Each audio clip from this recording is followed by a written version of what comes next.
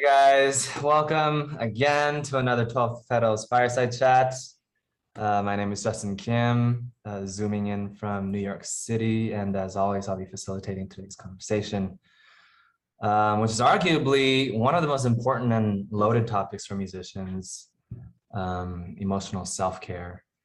And we'll be exploring a lot of different ideas, like how to differentiate between authentic self-care and sneaky self-deception or laziness, the problems around our generation's misunderstanding of feelings versus thinking, misunderstandings around fear, a bunch of topics.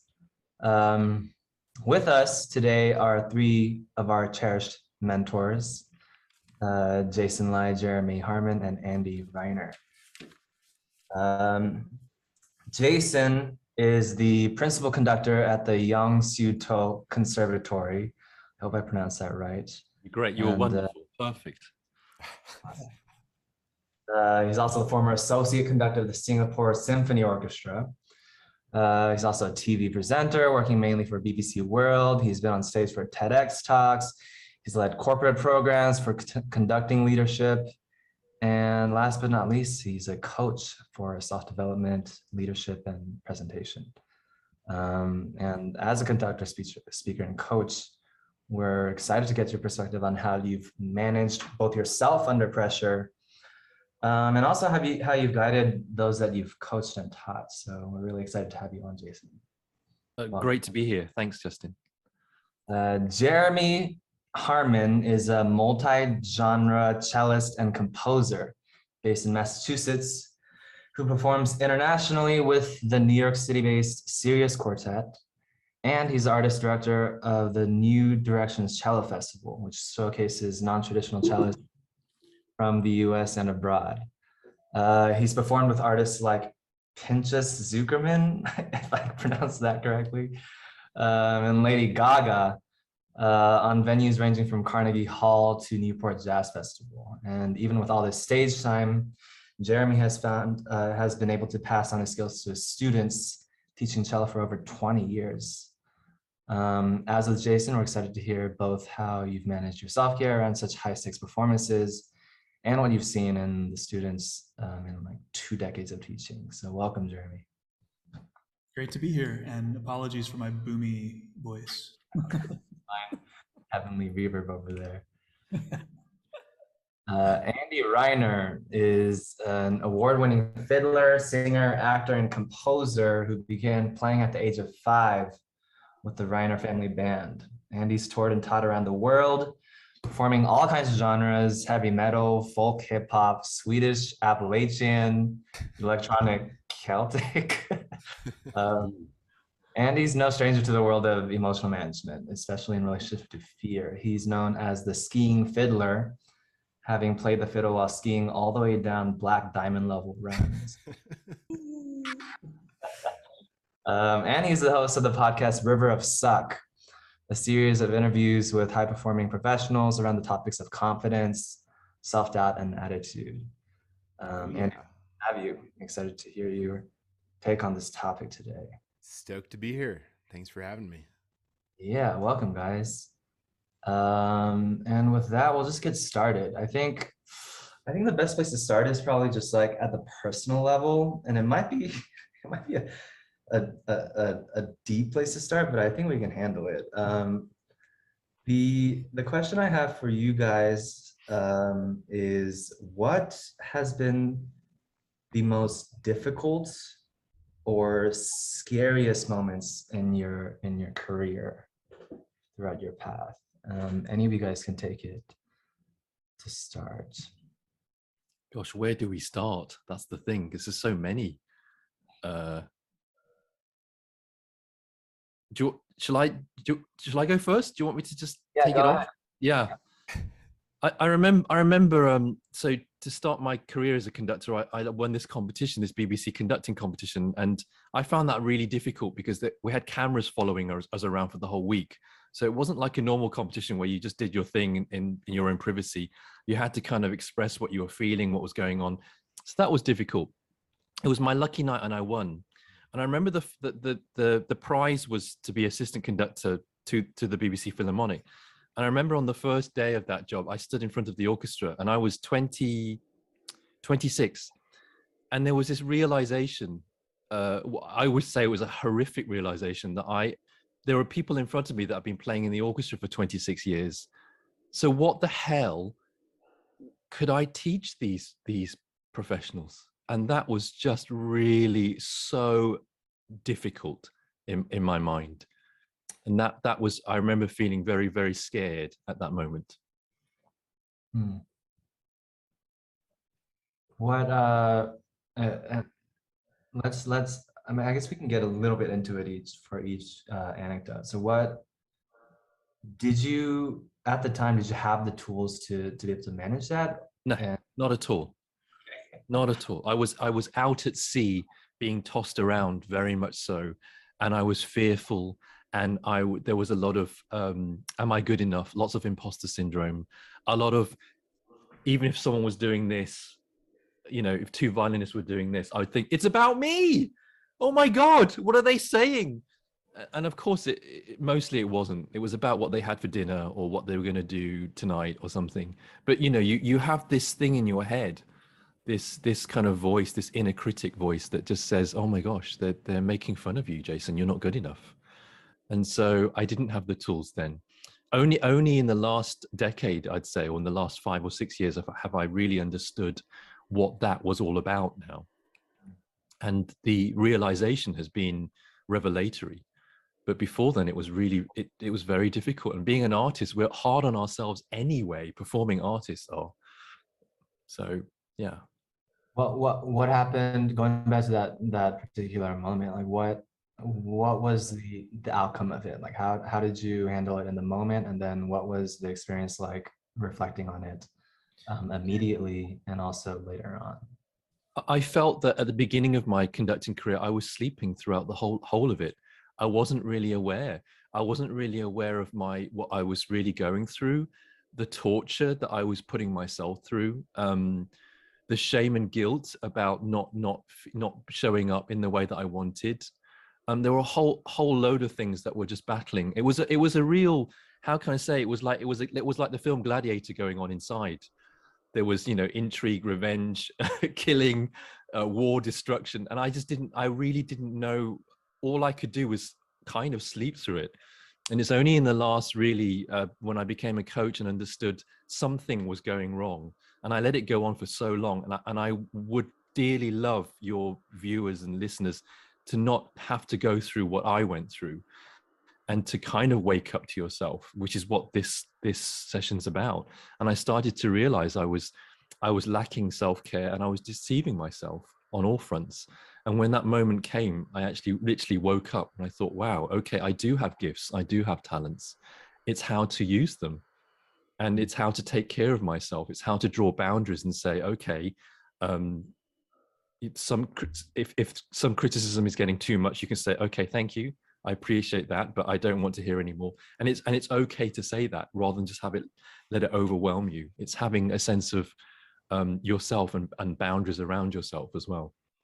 And that helped. What do you have two particular do you have a similar moment with the particular anecdote that you're talking about, and how scary and kind of self-doubt you had while going through that? Do you have something that's comparable several years into the future where you can compare the experiences for us, like after having learned the tools and before, like what your experience was like going through each? Yeah, it was also, I realized it was also about authority. I've either feared authority because my dad was rather strict as a kid, or I've pushed back against it. And so I realized me taking a job as a conductor was my way of saying, I want to be more authoritative. Mm-hmm. But actually I was just jumping into it blindly. And now I know what the sense of authority means because I have grounding in myself. I know what is disturbing me. I know what kind of makes me feel scared, and I confront it directly. I don't ignore it, and I don't push it into my shadow. I integrate it into myself. I say, okay, what's going on? How can I handle this? Or if it's not if I'm not able to handle this, can I at least be with the feeling of what it's like? Whereas before, I would push that feeling away and say, no, it's okay. It's their fault. They're making me feel like this. Mm-hmm. And that's completely, if you don't mind me saying, bullshit, because they can't make me feel anything. I'm the one that's feeling the stuff. And if I don't attend to it, it will just grow like mold. It will just grow and grow and grow. And so, in cleaning it up, or at least attending to it, I've been able to see more clearly what is going on internally. Okay. That's an interesting thing about the relationship with authority, because I can see how without a resolved relationship or take on your position on authority, I could see how being in a position of authority, you can be judging yourself, and how all of that expresses itself by imagining that other people are judging you, and then also, I guess, the change in experience after you become aware of that. So that's really cool. By the way, guys, you guys are welcome to jump in, Jeremy or Andrew, ask questions and form a dialogue between yourselves. You guys don't have to wait for me to come in. So just feel free to. Yeah. I love that story, Jason. It's so relatable. It sounds like something that so many people experience and nobody wants to talk about. Feeling like you don't belong among all the professionals. So I was trying to think about, you asked about the most terrifying performances, and I think part of it is just like when you haven't done something before, you're almost not ready to do it until after you've done it. So we have these incredible expectations of ourselves being perfect and like the most ideal version of our best selves, playing the best we've ever played for the most high stakes performance.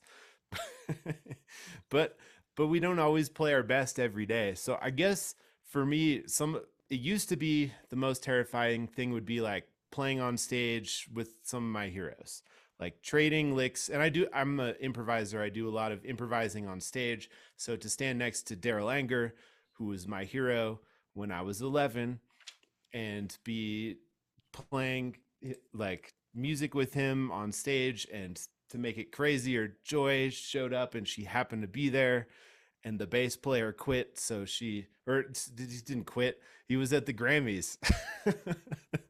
And so all of a sudden Daryl's like, can you play cello with us on like the whole set, like every song for the whole weekend?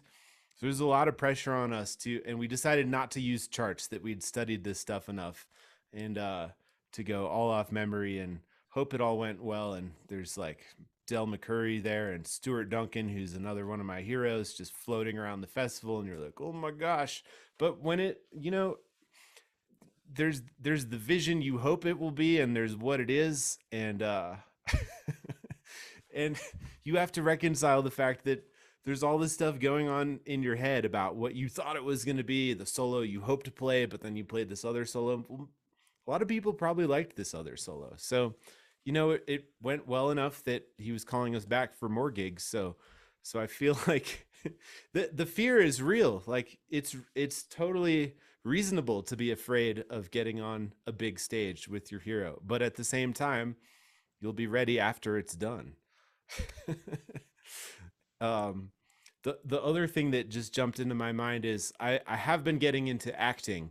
So I've mostly been doing it on a like less who I am level, which is I work in haunted houses, and we also we're in the second year of putting on one ourselves. So usually I'm behind a mask, and when I'm behind the mask, the fear turns into just straight adrenaline, and I'm a different person, and that feels really cool to be a character. Like maybe there's some relation to myself, but I'm actually this other character, and that gives me the freedom to do whatever I want. So I've recently had to do a very high stakes script reading where I was playing a character for a thing that may or may not happen in the future, that required months of preparation from my end. And I was just so terrified. And while it was happening, I was terrified. And at the break, I was terrified. I was terrified for, like, the whole time, and then everyone loved it. So it's funny, like, you kind of, in a way, you can't admit to it on stage. I like to talk about pretend confidence, where you just pretend to be confident even though internally you're freaking out. As a professional, like, musician or actor or artist, you do have to, like, deliver, and on some, I'm not saying to suppress the emotions, but you can't always show everything that you're feeling. So there's things we want to keep inside our minds, and things that we want to show that are going to bring them into our world and into our art. But I'm finding that do the side things that seem similar to music but aren't quite, have been putting me on my toes a little bit more recently. What's it like hiding behind the mask, though? I mean, because a lot of people wear masks in daily life, don't they? As another kind of self-deception. So what is that feeling of wearing a mask? What does that feel like? Well, if you're somebody else, then you don't have to, like, worry about all the things that you're worried about. You have to worry about the things that this character is worried about. So that takes you outside of your own fears, where you're thinking about what is someone else's fears. And then it's just you almost don't have time to think about, well, that's not true, because I said I was terrified the whole time. I don't know. It's just, there's a freedom to it that's, I mean, the masks specifically, it's more anonymous. Like, no one knows who you are. So you can really go all out and be this over the top character that no one's going to forget, and nobody will ever know that it was you. And there's a freedom in that we don't always get with music with our name attached to it. So yeah. Well, here I'll jump in. Go for it. Well, I mean, both great. I can totally relate to everything you guys are saying. Of course, I've had plenty of experiences continually with imposter syndrome, and I think probably that's more of the rule than the exception for most people, whether or not they want to admit it. Just thinking a couple of my own stories, especially earlier on in my professional career, like, the first time that I subbed with the Orchestra of St. Luke's, which is a really fantastic orchestra in New York City. And, I'm also, like Andy, an improviser. I do a lot of non-classical music, and I was on kind of the straight and narrow in conservatory, doing all the classical stuff, and I still love it. And I was really psyched to have the opportunity to play with an orchestra of that caliber. But it was also terrifying because I never really felt up to snuff as an orchestral player, maybe as a classical musician in general. And I was playing in a small cello section of maybe 3 or 4 cellos, 4 maybe, where I was the new guy, and everyone else had been playing in this orchestra forever. Maybe not unlike what you were saying, Jason, as a conductor, getting in front of this orchestra that is very closely knit and all these people that had a ton of experience. And just trying not to screw it up, basically. Anytime that there was like even the slightest bit of discrepancy in my intonation, it was just like cringe, and I'd lock up, which of course made me play worse. It's like kind of a downward spiral. And I just remember like practicing this one specific lick over and over again, like almost having anxiety attacks, just like imagining myself screwing it up in the concert. So that was definitely one for me. Also, another memory that comes to mind is the first tour that I did with my string quartet, Scariest quartet that I'm a part of. We were playing an incredibly difficult piece, Ligeti's Second String Quartet, which is probably the most challenging piece I've ever personally played. It's just, in terms of the individual part, in terms of the ensemble, it's just like on every level. And being new in the quartet, and also just, again, having that kind of imposter syndrome, like, what am I doing playing this music? And I'm like going on tour in Germany playing this for people, like, definitely having a lot of anxiety about that. And we did, as part of this tour, we did a handful of workshops in conservatories, or Musikhochschulen, as they say over in Germany. And I remember having to give all of these lessons to grad students that were like, we were talking about improvisation and stuff, so which is kind of, in spite of us playing stuff like Ligeti was more of our wheelhouse as a quartet. And I was like giving these lessons to these grad students who are like my age or older and like just all ridiculous players. Like I would be like, well, let's improvise. Why don't you play something for me? And they weren't even improvisers, but they would play something that was up and down the fingerboard and like perfectly in tune. And I'm just like, oh shit, like what am I going to show you? And so that was also kind of like, again, I don't know. In reality, was it true, or was it just my own opinion of myself? I don't know, but I felt like at the end of those lessons, I kind of just hung in there, and I'd like to believe that I offered them something valuable, and came maybe from a different perspective. But yeah, self-doubt and imposter syndrome are something that I can most definitely relate to.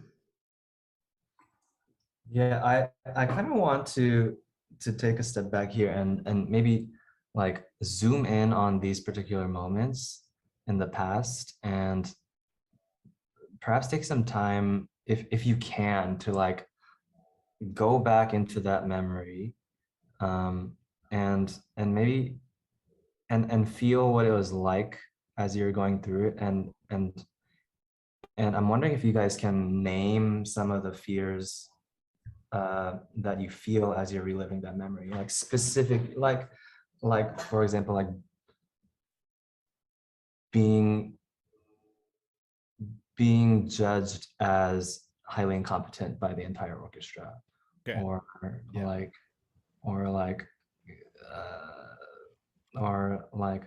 mom's watching this and she's embarrassed about me, or like like the thoughts that kind of come up, and because I'm just wondering, like, because that's how a lot of what I'm hearing is, and from personal experience, a lot of these experience, like when you see somebody that you admire and on stage, or a performer or anybody, how you perceive them, how you're admiring them can often be very different from their internal experience.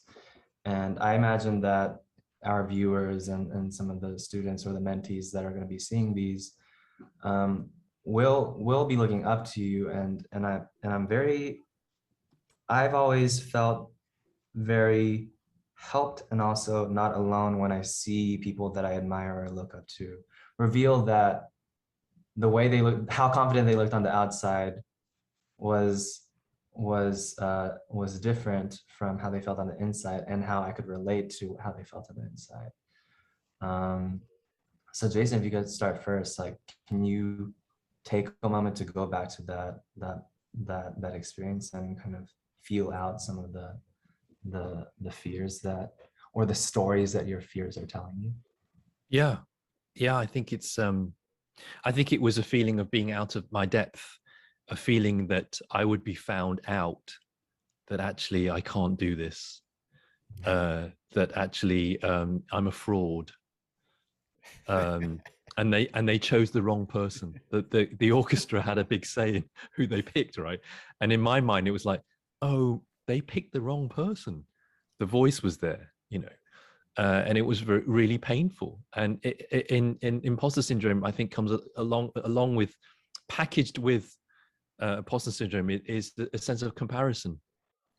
It's there. It's like a free gift. It comes with the imposter syndrome, and it takes over, and it's like, oh, okay, so I'm not as good as this person or this person. So and you start comparing yourself, and you start comparing. You look down the list, the roster of conductors that are coming up or have been working with this orchestra, and you think, oh my God, they had name Yavi in, and they've got this other great conductor coming in, they've got Gergiev coming in. I mean, and then your brain starts to melt, because you're saying, well, I'm not as good as those. And the realization is that of course you're not as good, because you haven't had the experience yet. You need to practice, and you need to learn to be with your fears, and you need to learn to rehearse this wonderful orchestra, and to understand that there are tricky passages in this piece, that one day when you're 60 or 70, you'll be able to conduct beautifully. But at the moment, get on the journey. Stop kind of like trying to get knocked off that path. So I think there was a lot about that, and there was that dread. There was that before the rehearsal, you'd feel a little bit ill, or all this psychosomatic kind of, all these things would start appearing. Your stomach would start gurgling. I mean, I think, and as Andy was saying, the fear is real, and it's okay to have fear. When I'm not nervous before I go on to do something on stage, there's something wrong. I think to get you out there, you need a healthy ego and you need some healthy narcissism. The only problem is that if it gets too big, your ego or your narcissism gets too unhealthy, that's going to be a problem. And also the reverse is true. If you just can't get yourself out there because you're terrified, there's just something going on. So it was just really a whole mix of, the fear was definitely there. I'd feel ill. The stomach was in knots. There would be sweating going on the podium as soon as a member of the orchestra would ask a question. Oh, Jason, do you want this to be like this? And then there'll be an explosion in the brain going, oh my God, they're trying to catch me out. They want to trip me up, and they don't. They just simply want to know what my vision of the piece is, because as a conductor, there's a certain leadership and authority involved in that job, which I didn't show up to because I was afraid of authority, but I didn't realize that at the time. Does that help? Does that yeah kind of clear? But you answered their question, right? Say again. You answered their question, right? Yeah. I mean, the answers You didn't let were, on. You didn't let on. Nice. yeah, the feeling of I'm a fraud, they picked the wrong person, I'm not as good as XYZ. Yeah. The body stuff, feeling ill, stomach gurgling, sweating. Yeah. I failed to see what's written on your T-shirt, Justin. I failed to see my own that. And when you don't see that, that's the issue. When you don't see your soul or the soulfulness of what you're doing, then you're blind. It's all about trying to create this false narrative, or go along with the false narrative, or try to meet expectations that maybe were set in childhood by your parents or by teachers. It's those voices in childhood that rob you of that word, that beautiful word. And so reclaiming that is really important. And as musicians, I always say to my students, when you're on stage, you're not only your own soul is there, but you're dealing with the soul of the composer whose music you're playing. And don't forget that. No pressure. Well, yeah. And also, I've been thinking about this lately, and it's so, it sounds so simple and stupid in a certain way, but like, why do we play music? Right. Why do we do what we do? Why am I doing what I'm doing still after X number of years? I think that the older that I get and the more that, I don't know, like, when I was earlier on in my career, there's like all these milestones and things that like, oh, I'm doing this for the first time. I'm going on tour for the first time. I'm playing with the professional orchestra for the first time. These things that for me were like kind of benchmarks. And as those things have wow, I'm still so grateful that I have the opportunity to have done these things and do these things, but some of the novelty of it wears off. And it's so easy to just get consumed by, this is probably true with any career, but maybe particularly so for anything that you do that's like, creative career or something that's like also a passion. It's not just a paycheck type of career or job.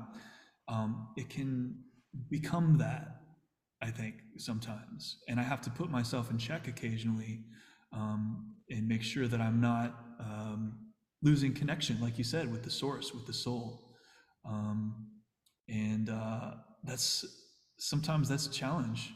And I think it's really good to check in with yourself regularly about these things. And when I reflect and when I think about it, as you said, Jason, what really helps me deal with performance anxiety and imposter syndrome, et cetera, more than anything else, is to just get into the music when I'm performing, let go, not worry about technical perfection, et cetera.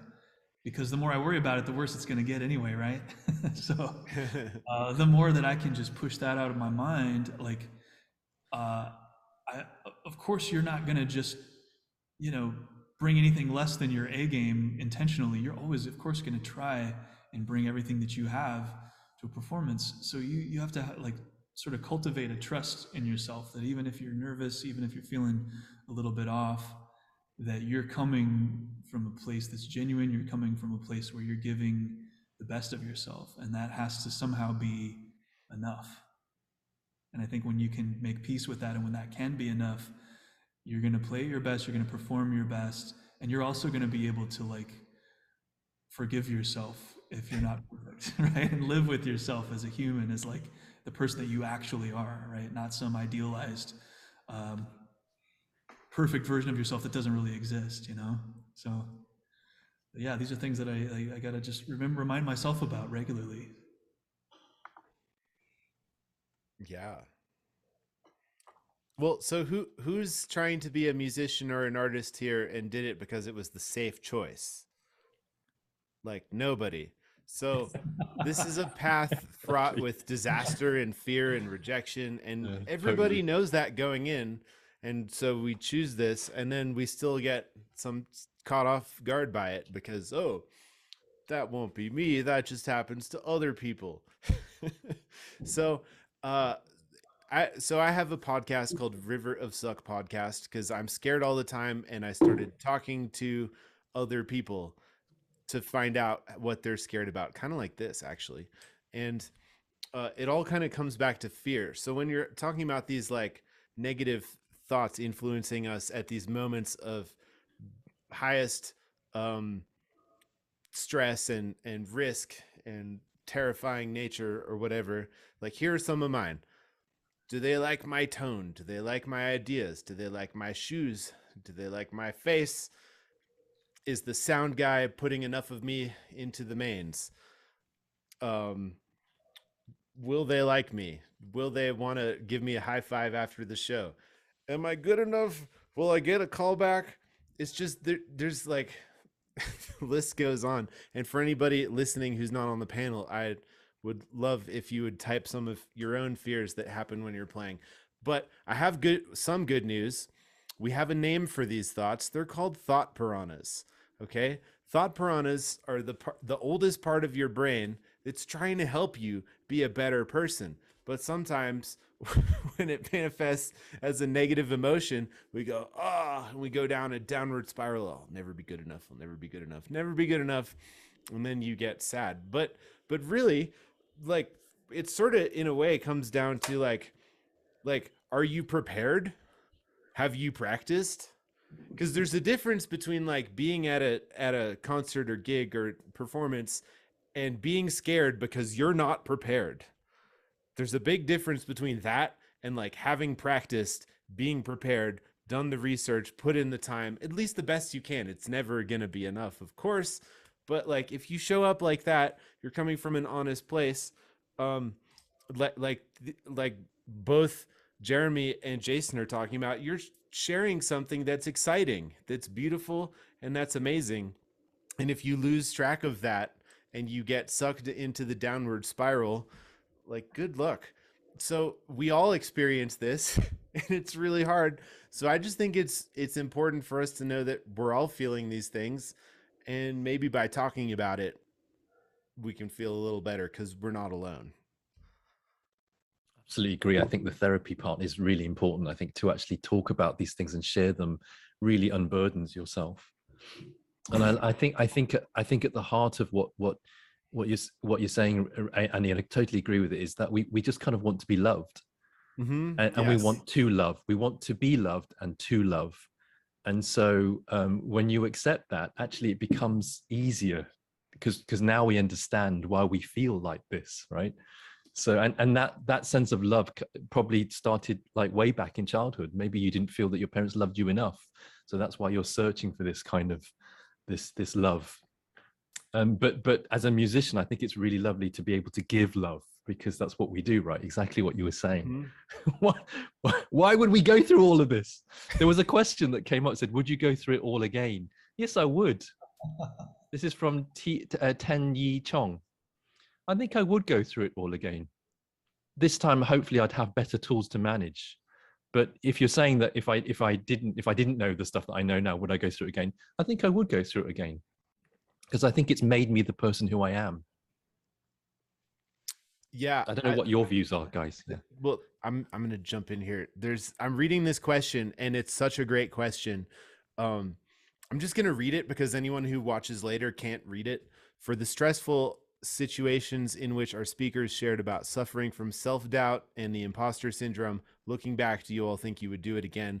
Because in the end, through self-reflection and grappling through the issue, you kind of overcame them over a long period of time and get stronger as a performer and a person. Thoughts? So check this out. You can overcome a situation, and you're talking about like overcoming a situation. I just want to make a clear distinction between overcoming a situation and overcoming fear, because fear is the oldest part of your brain and it will always be with you.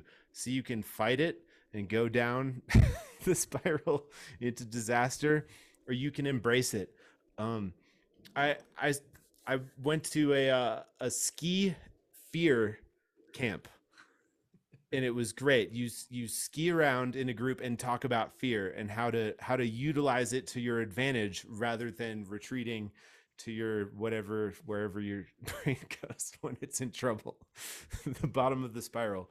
And you just have to love the fear. The fear is helping you. So, you know, oh gosh, I got lost here looking at your question. It's just so good. I would do it all over again. Absolutely.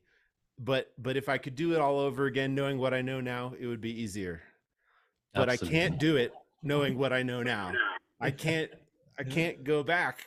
So I have to like just do better in the future. Past self can help future self. And we just keep doing our best. Yeah. I'm curious, like hearing all this. One question that's coming up for me is like, what do you think at the time of these particular experiences where you didn't have the tools that you have now, you were still able to get through it. What do you think it is that got you through it? Like, what do you guys have a sense of what you depended on when you didn't have anything to depend on?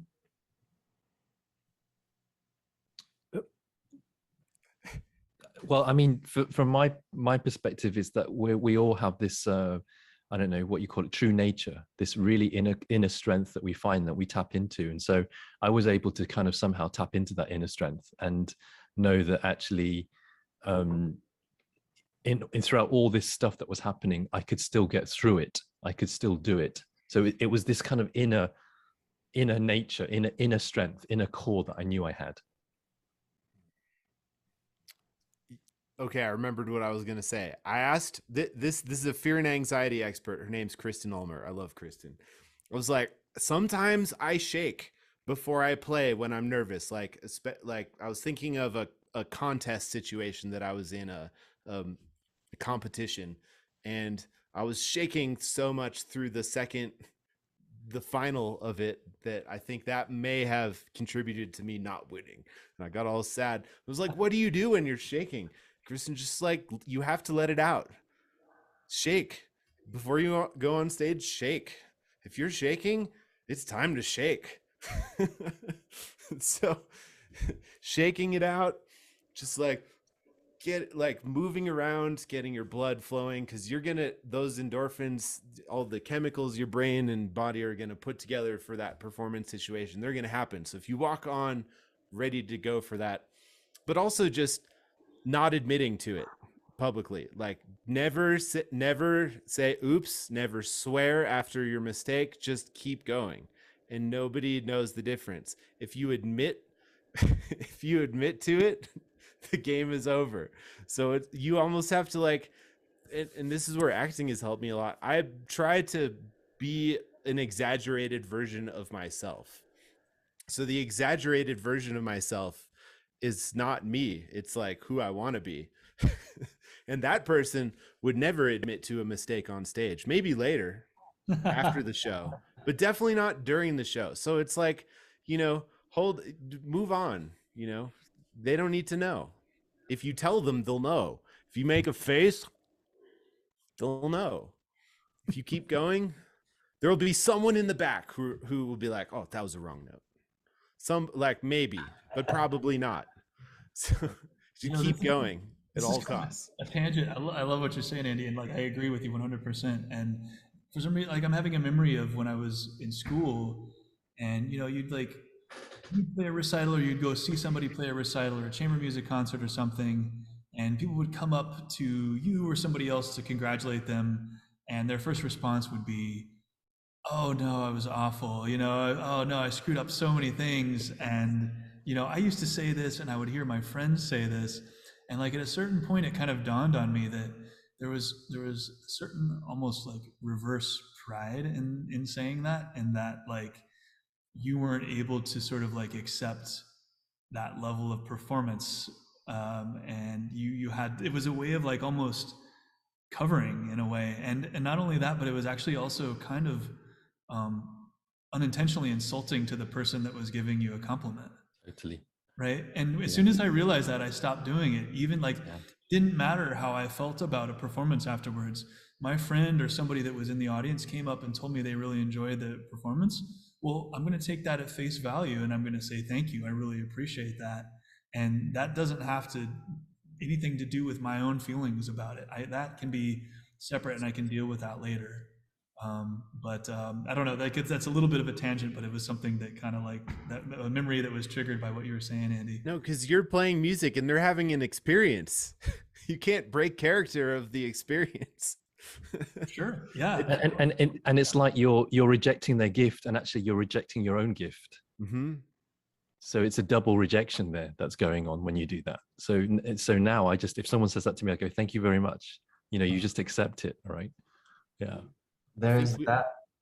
Yeah, I think we all have a story about this. Sorry, Justin. Like I won't name this person, but I have like one of my biggest heroes I gave a big compliment to after a show, and they had a similar like response, like, oh, it was terrible, blah, blah, blah. And I felt really weird receiving that kind of response because I thought I was in the presence of genius, honestly, and they thought it sucked. So something is like weird with that situation. It's all in your head. I really like that.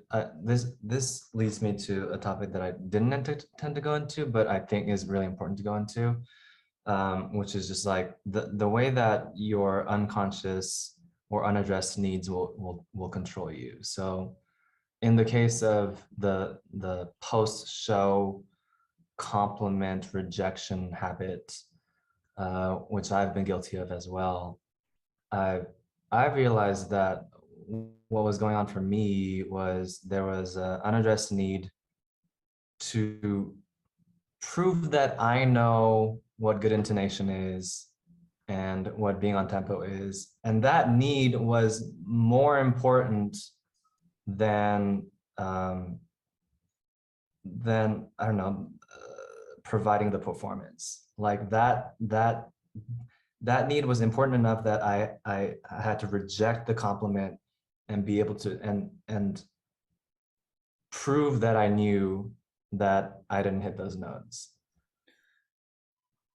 Yeah, I think that's a big part of it actually, is like that kind of apologetic, self-deprecating response to a compliment is like you're trying to show that you knew that like, oh yeah, I know that it could be better, and it's, well, okay, sure, but again, you're in that moment, what you're doing is you're actually taking away from the connection, you're taking away from the substance of the performance. And I think, with all of our focus and the need certainly to like achieve a certain level of proficiency in your instrument or your technique, your craft, still, what's it for? Why? What's the end goal? Isn't it to create connection and create, like you said, to give love, Jason, or to create an experience, to transcend all of the BS, right? For lack of a better description, right? Isn't that why we got into it? So yeah, agree, Justin. That's spot on, I think. Yeah, that's a big one. Like knowing your needs. I think that's a big one. Yeah, there's a lot of stuff here. I'm trying to figure out where to go from here. I think Well, do you think about it? I'm getting lost in the chat because Tenyin said, oh, yeah. sometimes they say in showbiz, fake it till you make it. And I said, it's not faking it if you're doing it. And this is where this is a really imposter syndrome kind of thing, because like you're on stage, you're not faking it. You practiced, you're there, you're not faking it. Like you belong there. You're here to do something and people are here to see you do that thing. Do that thing. That's not faking it. You can fake your pretend confidence. That's where I like, when I try and tell myself, because I'm scared all the time.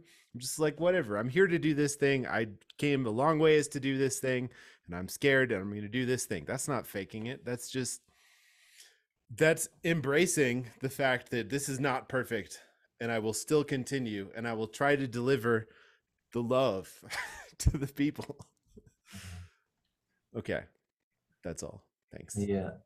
No, I think there's a lot of, sorry to interrupt us. I think there's a lot of like, that's noble, man. That's like, that's a really virtuous thing. And I think we should, hard to be proud of ourselves, right? We're so hard on ourselves, but we should acknowledge when we work through things like fear and anxiety, etc. And I think that's something I probably haven't done enough of. And it's different than just being like, self-care doesn't have to mean that you're just like, oh, I'm so in love with myself and it's all like cuddly and touchy-feely. It doesn't necessarily have to mean that, but it's good and it's healthy for your own growth to acknowledge when you have worked through these things. And I think, just maybe there's something also to be said just about sheer stubbornness. And I think I'm a pretty stubborn guy. I think most artistic people you have to be, as I tell a lot of my students, you kind of have to be stubbornly determined if you want to really nail a passage or practice something to get it into like performance shape. And I think, as hard as I could be, especially when I was younger on myself after performances, I had this like stubborn determination that I was like, well, I don't care. I'll just, I don't care if I keep screwing up and not, playing as well as I want. Like, I'm still going to do this, damn it. So like, there's something to be said for that as well, I think. Yeah. What about the fine line where we, and I think we've all witnessed it, where some people overestimate their abilities? Oh yeah. They're deceiving themselves, right? So how does, what is that fine line about? How does one sense into that? The fine line is perspective. While you're playing the music, you don't know. You can't tell. If you want to judge it, listen to a recording, then you can judge it. Period. Stop judging it while you're playing. That's a whole, like, you're supposed to be feeling emotions, playing music for people. They're trying to be experiencing it. All you're worried about is if you're good enough. That's like redirect your focus to the music and to also, quite frankly, like away from yourself. And if you're not playing a solo piece, there's other people to listen to. And if you are well practiced enough to be on that stage with those other people, your focus should be listening to them, not yourself. And that will remind you of why you're there. And when you're listening, really listening deeply to everybody else that's on that stage, that's a good place to put your focus, I think. And the fear melts away, maybe. I think just in answer to Erin Tan's question, to any of the speakers, would you like to share about the things that you do to take care of your mental, physical well-being? I think for me, that what we were just addressing about, listening on stage, I think is about self-awareness. It's about the deep awareness of what you're going through, and have you done enough practice for this concert? Because like Jeremy said, you want to bring your A game. You don't expect I always say to people I'm coaching, because I give them exercises and practices in coaching sessions at the end. I say to people, if you think that I sit in front of a piano and Beethoven comes to me, the sonata comes to me by osmosis, it's not going to happen. I literally have to move my fingers and practice well.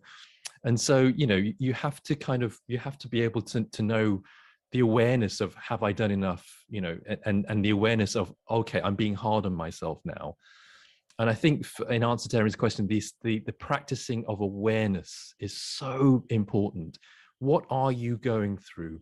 Be curious and ask yourself, you know, why am I feeling nervous about this passage? What is it about this passage that's making me feel nervous? What is it about that concert or being on that stage or the thought of being on that stage that makes me feel, that makes me shake with fear?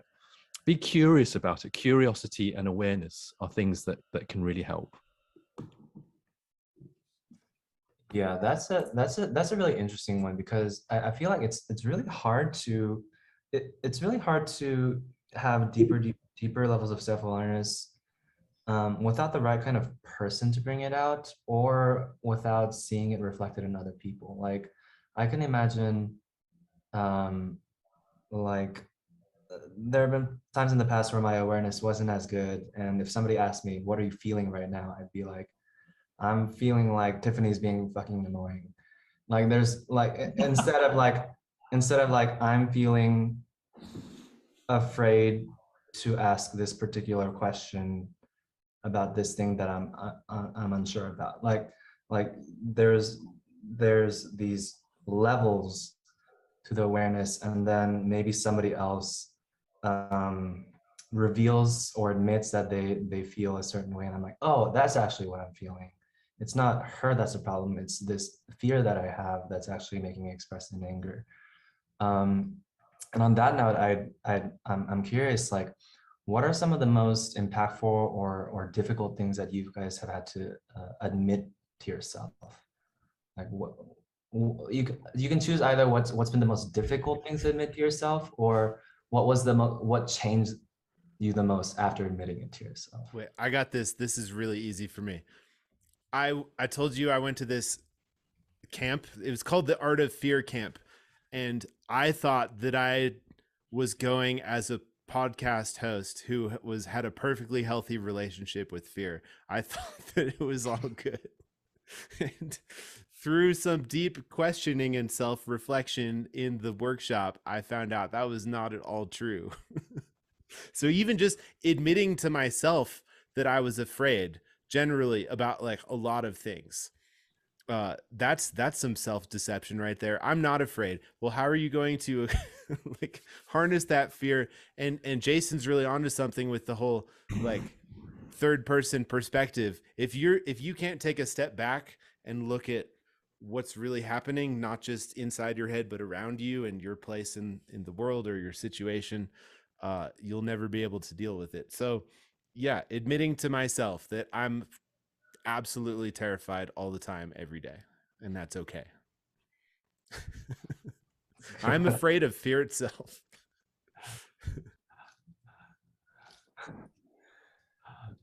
Well, yeah, this is, we could go, I think, Justin, we were chatting a little bit about, just being real and talking about your skeletons and your dark side and everything. I said, how long do you have? Because Yeah. you get a long time. I think what I would say, just to start, is that I don't always do a good job of taking care of my mental health. I don't, and I haven't for a lot of my adult life. And I've had some really self-destructive habits and really a lot of negative self-talk for a long time. And then in some moments in my life where I, literally did some really self-destructive things that I didn't think I was necessarily capable of doing. And sometimes we surprise ourselves, especially when we like to have high opinions of ourselves, right? We all think we're good people, and et cetera, and et cetera, et cetera. And that might be true, but I think a lot of times, and I was talking to my wife about this recently, and just in some of the things I've been reading and stuff.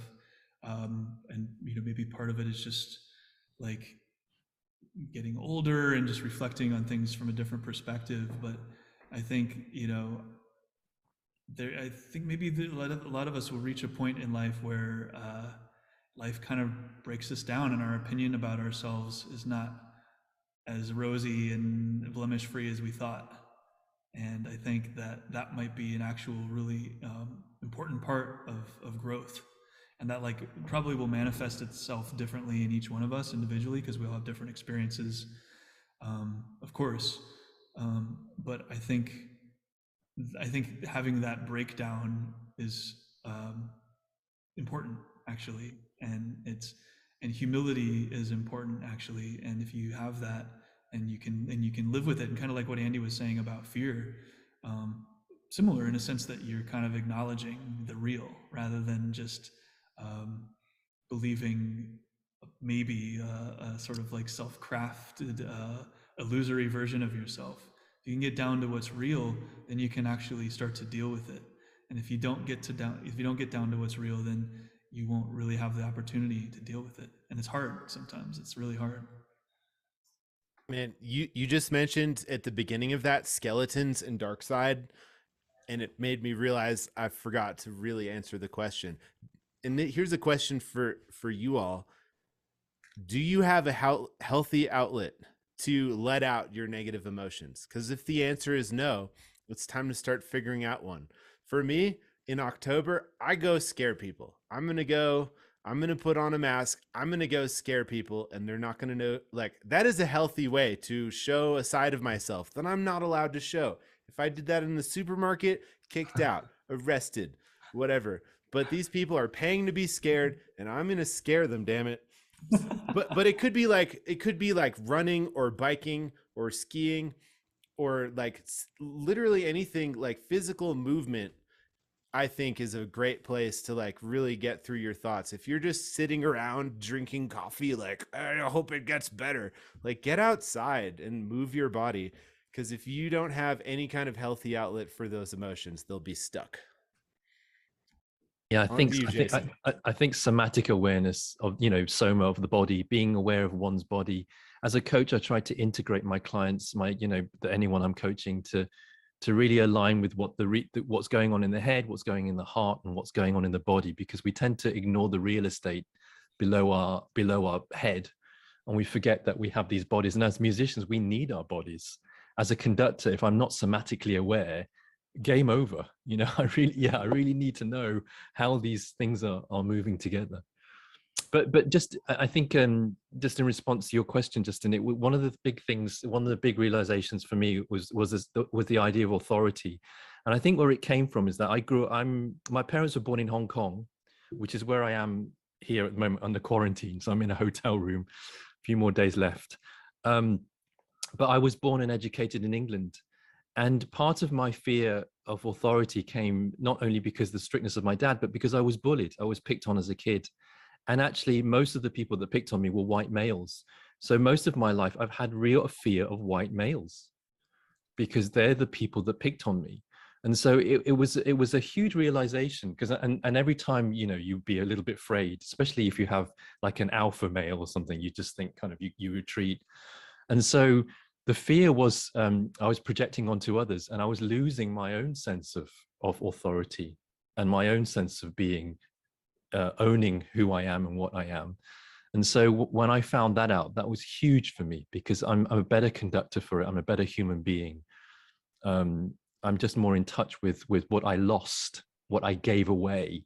So it's about reclaiming all of that, bringing it back, saying, okay, I have authority itself, but I know that I can see if it's getting out of control or if it's not enough. I can now gauge that correctly. And as a conductor, it's vital that you have an authoritative presence on the podium. Otherwise, musicians are going to say next, and how orchestral musicians can be very unforgiving, especially if there's no leadership from the front.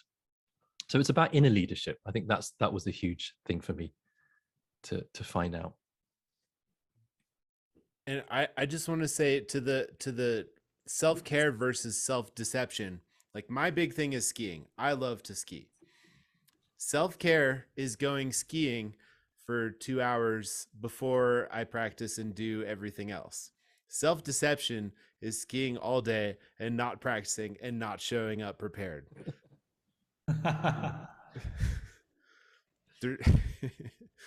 Yeah, so it has to do with like breaking your agreements or your agreements to yourself as a musician, something like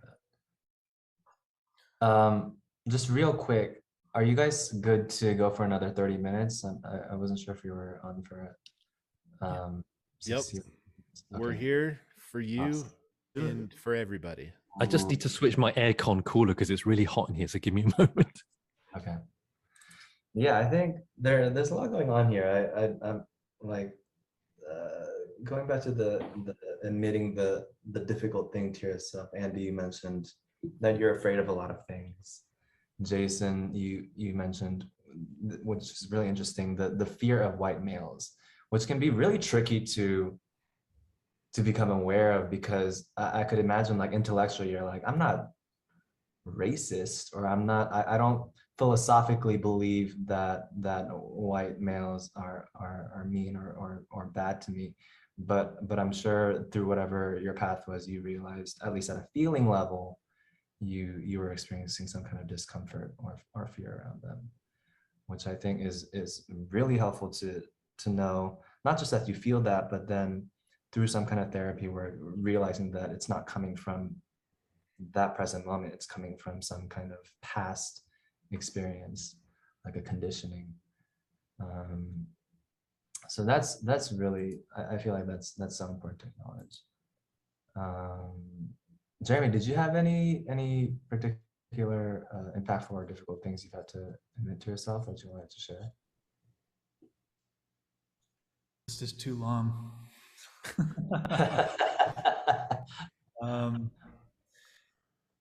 Yeah, I mean, sort of just to kind of continue with what I think I was talking about a minute ago, is just, I think deflating the bubble of this notion of this version of myself that, that I maybe wasn't as always as great of a human being as I thought, and that I have done selfish things and inconsiderate things and destructive things, and really owning them. And so that's one thing. Geez, let's see. Yeah, I mean, I think, for myself, just to give you a little bit, like, we were talking earlier about your most, like, terrifying moment, and we all kind of centered it around performance anxiety or things related, imposter syndrome, etc.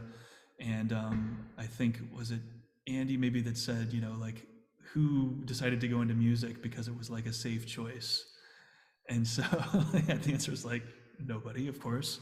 I think that's another, not to, I don't want to veer off topic too much, but just to kind of return to that point, that's another thing for me that has been a big source of fear and anxiety, is just the like choosing of the path and re-examining periodically, like, is this the right path? And like what am I doing? Like, is this the right way to go? For me, when I finished conservatory, I had a lot of stuff happen in my own personal life with my family. Like, it was right around when there was the big recession in 2008, 2007, 2008. And so, like, my family went through a lot of stuff. My parents lost their house and filed for bankruptcy, and my brother was having a lot of mental health issues. Had to be hospitalized, and my father had multiple sclerosis, and it was deteriorating pretty quickly. And so, like, all this stuff was kind of happening at once. And so I went from this kind of bubble of music school to like just kind of getting my ass kicked by life, and like moving home to like living in my parents' basement and working this job that I really hated, and being like, okay, this is where like my 6 years of conservatory have taken me now. And just feeling like kind of disillusioned by the whole thing, and like that I just kind of had been living some like fantasy that wasn't real. And so, I developed, I think, a lot of bitterness kind of at that time. And I think that took me a really long time to process, and maybe I still am. But I think, as I've gotten older, and I guess I should also mention that my father was a musician, and I wasn't really aware of how my parents maybe like struggled or mismanaged money when they were younger. And I think a lot of creative people struggle sometimes in like more practical areas of life. And sometimes you get so consumed with the creative or the pursuit of perfection, etc., that this can create an imbalance. And, you know, that's certainly been true in my own life and true for my father and true for a lot of people that I know. And as I've gotten older, I don't know if I've gotten better at it. I think I've gotten a little better at it, but as I get older and I've had more responsibilities, I have 2 young kids now. I bought a house last year, all these really wonderful things. But now I feel like, oh man, I have like a lot to lose now. Whereas when I was younger, I didn't feel like I had a lot to lose. And is what I'm doing sustainable? And I'd like to believe the answer is yes. And I don't know that there really is a definitive answer to that question. I think you decide what the answer to that question is based on the way you choose to live your life and your own work ethic and your own decisions. So I know I'm kind of rambling a little bit, but I guess the essence of what I was trying to say is that, you know, fear can also manifest itself for us in the lifestyle choice that we make, the path that we've chosen. And that's something that doesn't go, I haven't found it that it goes away as I get older. And even though like on paper, I can tell you, I can show you my bio and I've done this and that and blah, blah, blah, blah, blah. But I'm still, you know, a vulnerable person that, you know, has chosen this kind of weird, but cool, interesting life and still trying to make it work. And so it just takes continual checking in with yourself and, you know, reaffirming that which you want to reaffirm and trying to get rid of the things that are not serving you, that are holding you back. So I'll leave it there, and maybe one of you guys want to pick it up. Yeah, no, I feel like the acknowledging that I will have bad times and I will do bad things and I will feel bad sometimes for the rest of my life is a pretty it's a pretty important one to accept. And in a strange way, your life gets a little bit more enjoyable once you fully just embrace that. And also, I think one thing that you mentioned that was important is because you mentioned that you've come to the realization that you've done selfish things or inconsiderate things. And I think stuff like that only really comes into your awareness when you listen to the person you're in the relationship with, who you've done those things to. And that only comes with a combination of knowing that you want to stay in connection with them, and making the necessary negotiations and compromises to make that happen. And I think that speaks also to this bigger thing of the responsibility of the musician. Like, this is what you agreed to. You're committing to staying in connection with this craft, and that kind of forces you to have to embrace the harder things about it, and also the ways that you're imperfect in relating to it. So thank you guys for sharing that. I want to hear what Jason has to say about this question in the chat from Christina. Do you think that having bitterness or resentment towards others or self is a crucial component of life that could move us forward? Oh, totally. I think it tells you a lot. I think your shadow side, the side that's hidden in the shadows, the side that you don't want to talk about, don't want to address, and resentment is one of those things, or jealousy, is really important. And it teaches you a lot about yourself and about how you project onto others. When you're jealous of someone, it's because you're denying that the thing that you're being jealous about in yourself, and that really can teach you a lot. I was just thinking at the end of what Jeremy was saying about, you know, having this wonderful bio, and I've done this and this and this and that. I've often wondered, sitting in concerts, what would happen if that was replaced by a soul bio instead? What would people write about themselves, rather than I've been at this orchestra, I've done this competition?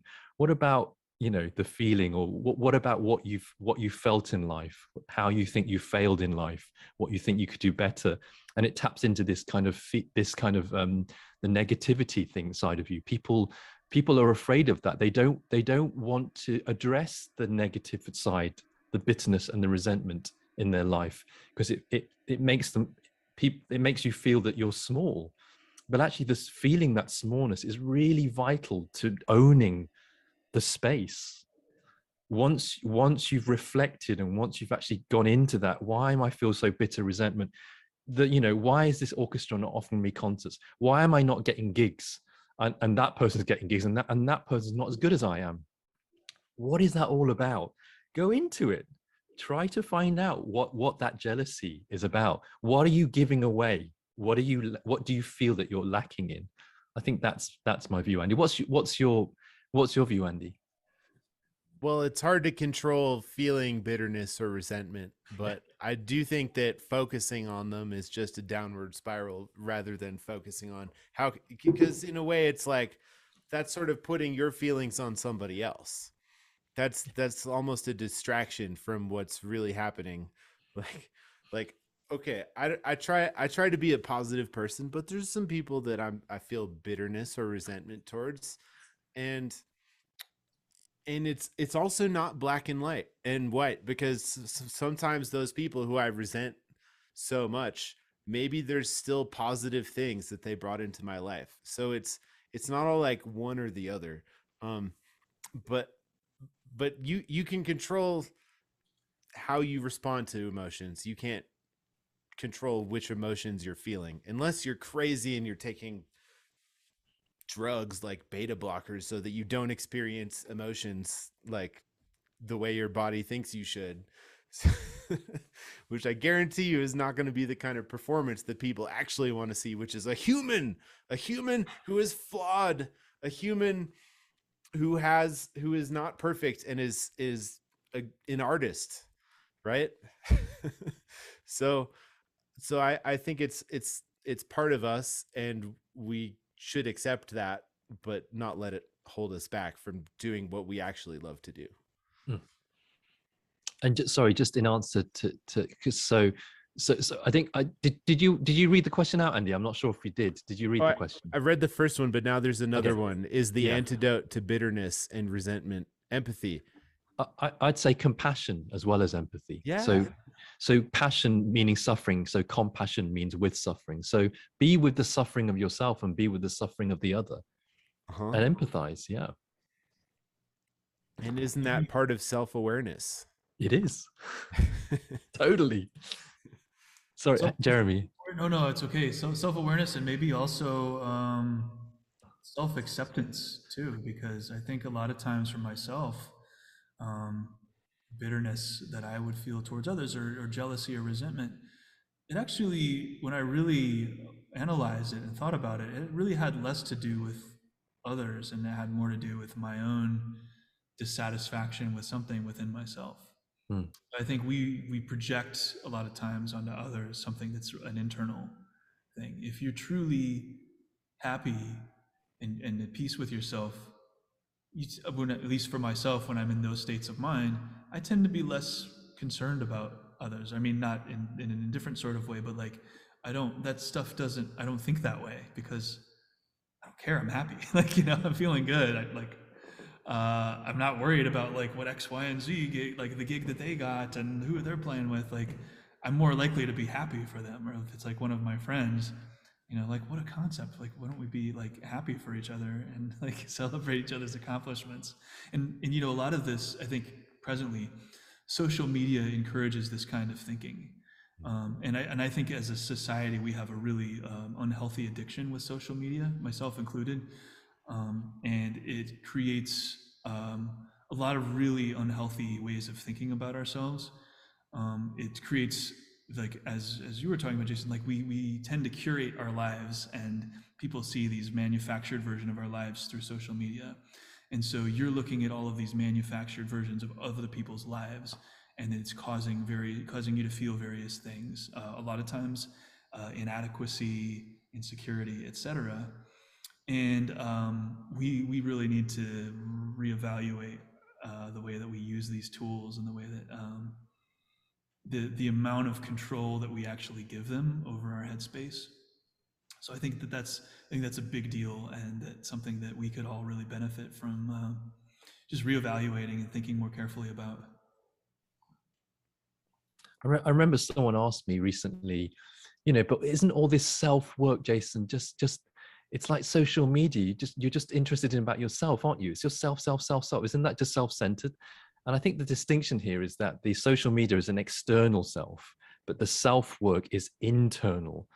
And there's not enough internal work going on. Social media is all about, look at me, look how wonderful I am, or how much money I have, or but the interesting thing for me is that, why do these people feel that they have to do that? What is it that they don't value in themselves that they have to do that? Now, I think social media can be used to a very positive means, but it can be largely dark and shadow and negative.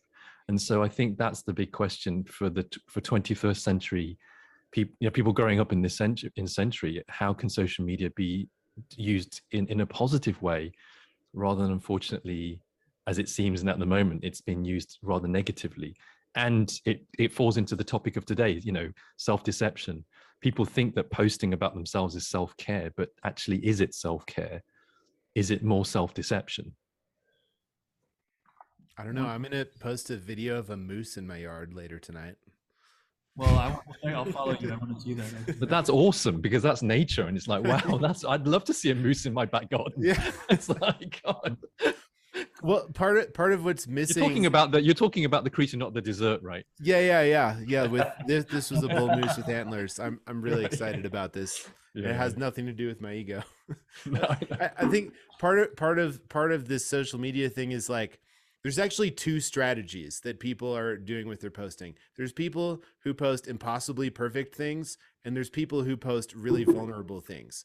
And this is a really exciting time for social media, because a lot of the people posting very vulnerable stuff are getting extremely popular.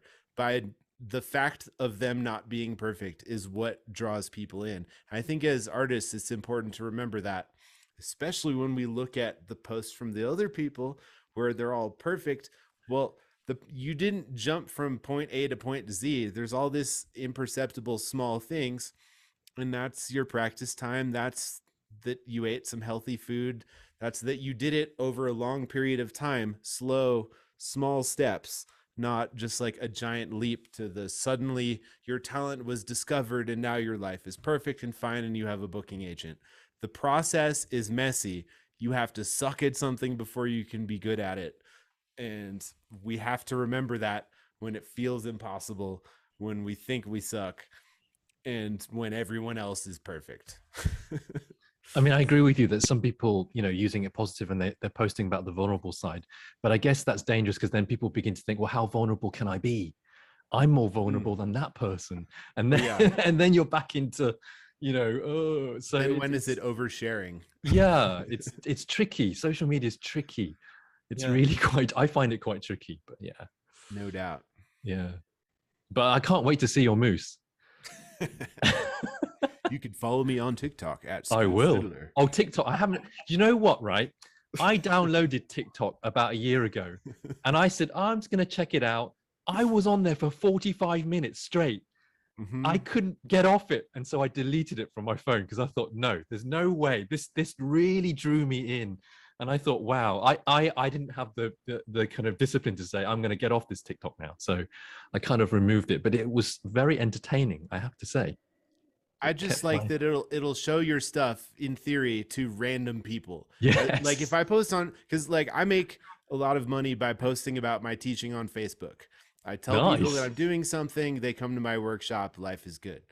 But on TikTok, it's just like, if I make a video that people want to watch, more people will see it. If I make a video that people are like, meh, then so it's like this safe place to just be weird and see what sticks. And it has not really helped my career, sure, but it's a good place to post my moose video. Well, there you go. I'd appreciate more moose videos, so maybe I should download right. TikTok again. So how about the fact that I'm like, well, I'm a professional musician, and my most famous TikTok video is just a video making fun of skiing, and people like, it's like, that's they awesome. Don't care. This is not that's awesome. Not as popular as my music. Yeah. At least I'm outside. It's another side of you, Andy. It's another side of you. That's right. People are. I'd like to first add that my wife recently had a moose encounter up the hill, because they're in our literally in our neck of the woods as well. So I look forward to that picture. I have not yet encountered the moose, but I have kind of a funny. I know. I'm not. I'm missing out on the moose action here. And you know what? The moose is not wandering around like, why am I a moose? What am I doing here being a moose? The moose is like, this tree is really delicious. So if we could just be more like the moose, I think we'd be okay. There we go, tying it all. Well said, well said. I had a bizarre TikTok experience last year. I created an account as well, and I think the fourth or fifth video that I posted, it was a duet with Kevin Olusola from Pentatonics, because duet, I laid down some cello over one of his like beatboxing cello tracks, which were awesome. He's great. And then so that video ended up going viral, which was really bizarre. And for the next like 2 or 3 days, I was like getting showered with praise and like had all these followers and blah blah blah blah blah. And it was just something I had never experienced before, and I like really sucked me in. And then I could see how like if you have a taste of attention or like quote unquote success in that sphere, that it's like really kind of addictive, right? Because you want to like recreate that, which I certainly can't. Like the only reason that this video went viral is because I did something affiliated with somebody that's already really well known, and it was just really strange to have a taste of that. And it's like I don't mean to rag on social media, because I do think it can be a really positive thing as well, but I just know that I don't know, I just like maybe I focus more on the negative aspect of it. But maybe that's the crux of the whole situation of self-care and deception, is like how we use social media in our lives. Like, are you on Facebook all day waiting for more likes? Yeah. It goes back to this thing of wanting to be loved and wanting to love. Yeah. It's about knowing what are the boundaries of that, and what does that feel like? Do I need this external love? Do I have enough internal love and support? It's then you can start posting stuff that like vulnerability and inner support, rather than just look at me, aren't I wonderful kind of thing. Yeah. But if people don't know that you're like, if I post pictures of me playing on stage, I get more calls to be on stage. Yeah. If people don't know what I'm doing as an artist, they don't think of me. Totally true. Yeah. And that's a positive way of using it. Yeah. Yeah. Totally. Always take pictures. As much as I'd like to talk more about TikToks and moose or meese or whatever the plural of moose questions is. They have questions. I'm loving the setting sun thing behind you, Justin. It's awesome. That sun thing, that's globe. Yeah. Awesome. There's a lot of circles in my house. What's the reason for that? Why do you think that is? You know what? I don't know. I don't know. There must be a meaning, but my mom and I chose the decoration, so I guess we like round curves. Okay. But anyway, we got 5 minutes left. I think where I would like to wrap things up is this idea of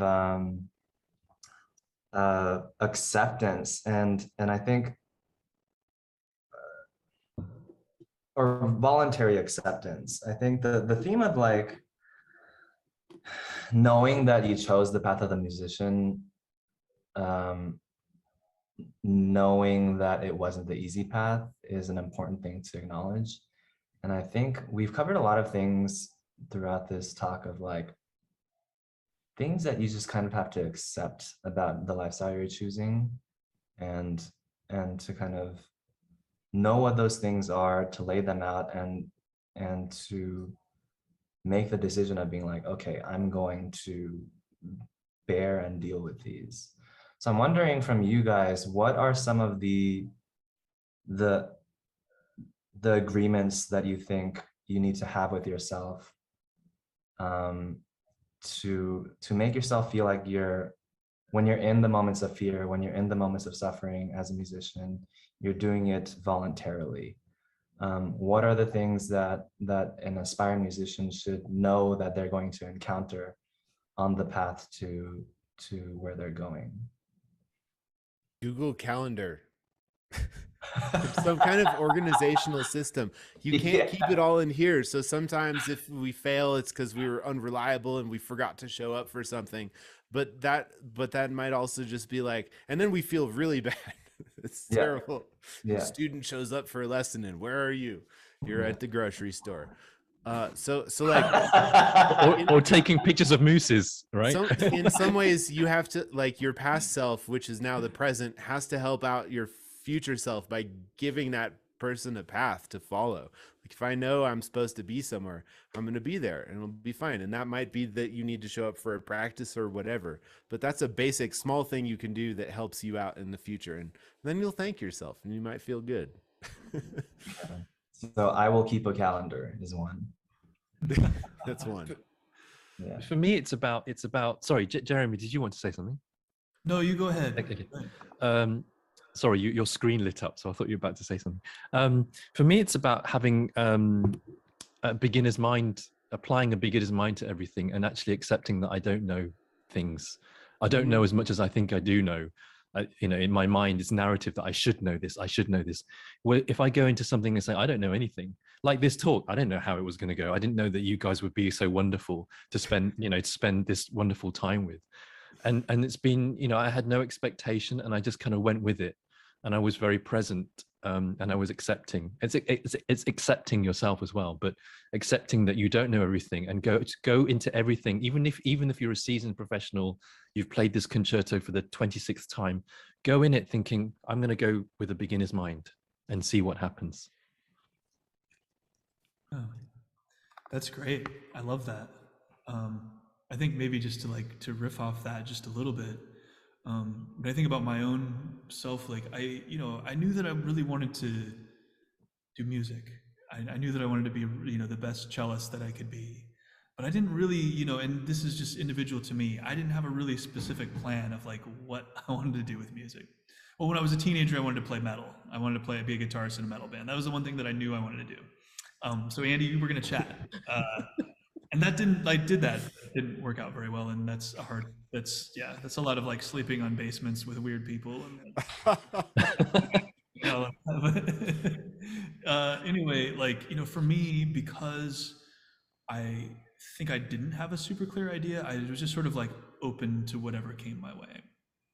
Okay, I'll play this wedding gig. Oh, I'm teaching elementary school strings now. Oh, I don't know, just if there was something that I could do to support myself using the skill set that I had, I would do it.